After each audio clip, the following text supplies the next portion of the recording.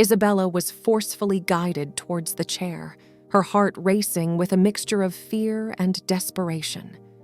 The captors showed no mercy, their grip tightening on her arms as they maneuvered her onto the seat.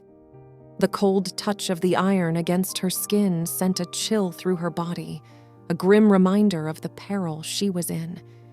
As they fastened the restraining belts around her, Isabella's mind filled with a mixture of dread and confusion. What did they want from her? What was the purpose of this sinister chair and its restraints? The questions swirled in her thoughts, but she dared not voice them, afraid of provoking further harm. The silence of the hall was shattered by the voice of one of her captors, their words dripping with menace as they leaned in close to her ear. "You will pay for your transgressions," they whispered, their voice laced with a haunting certainty. "This chair will ensure that you face the consequences of your actions."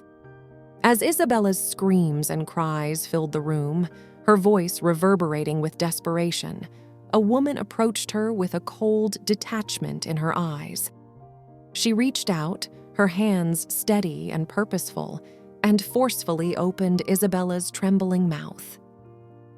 The young woman's pleas for mercy turned into muffled whimpers as the woman swiftly placed a ball with belts in her mouth, securing it tightly to ensure she could no longer speak. Isabella's eyes widened in a mix of terror and disbelief as she felt the constriction around her mouth, the ball pressing against her tongue, silencing her cries for help. The straps wrapped around her head, holding the gag firmly in place, leaving her unable to articulate her fear or protest.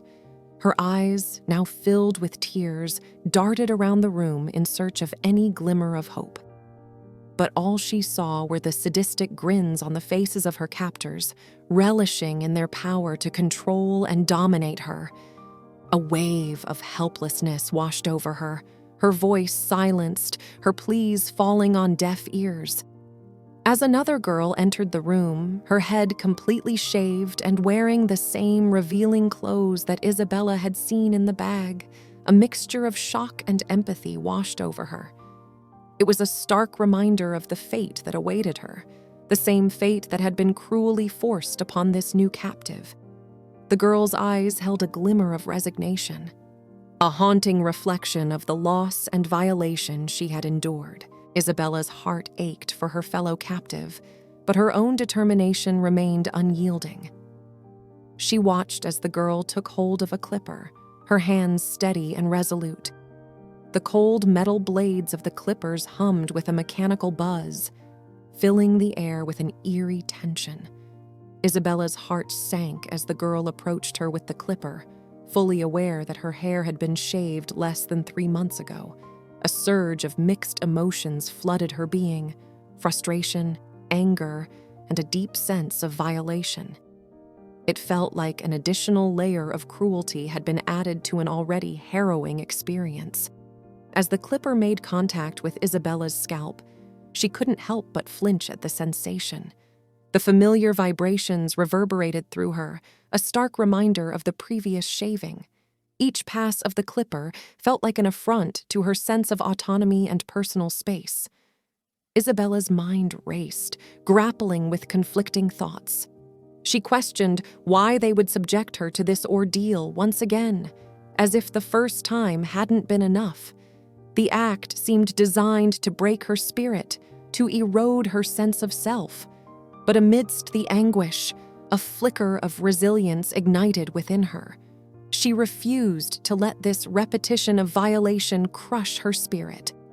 Isabella drew upon her inner strength, reminding herself that her worth and identity were not defined by the length of her hair.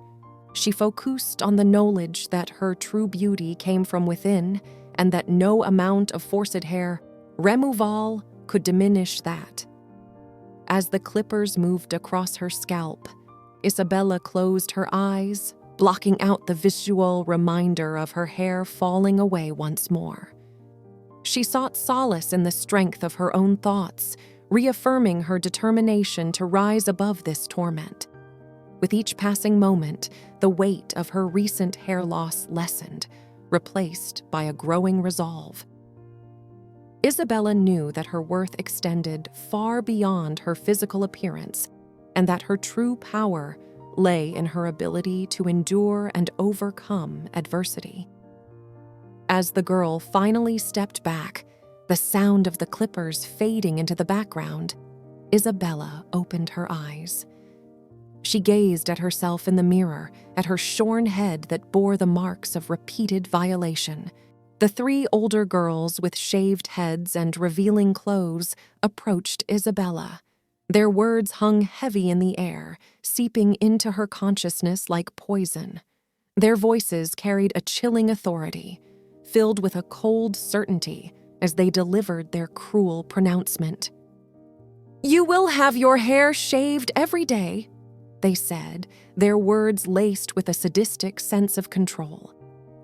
Isabella's heart sank at the thought of her hair being repeatedly stripped away, a constant reminder of her captivity and the loss of her autonomy. "And you will remain here to work," they continued, their tone devoid of mercy or compassion. The weight of those words settled upon Isabella's shoulders, an invisible burden that threatened to crush her spirit. The realization that her life would be reduced to ceaseless labor within these confines intensified her sense of entrapment. The final blow came with their damning accusation, delivered with a chilling finality. "You will remain imprisoned for life because you violated the law and went to the police." Isabella's mind reeled at the accusation, her thoughts spinning in a whirlwind of confusion and disbelief. How could seeking help and justice be seen as a violation? The injustice of it all threatened to suffocate her. In the face of such an overwhelming declaration, Isabella's spirit flickered with defiance.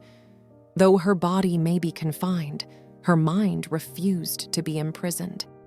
As the older girls departed, leaving Isabella in the suffocating silence of her confinement, she clung to those words, etching them into her memory.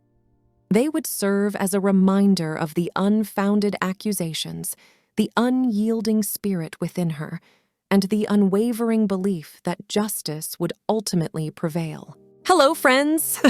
I wanted to take a moment to thank you sincerely for watching my videos and engaging with my channel. Your views, comments, likes, and subscriptions mean the world to me and are what motivate me to keep creating content. If you're enjoying my videos, please consider sharing them with your family and friends.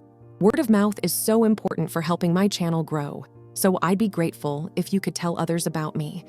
And if there are any particular topics or stories you want me to cover in future videos, let me know in the comments. I love hearing your input. Your suggestions help shape the direction of my channel. Well, that's all for now.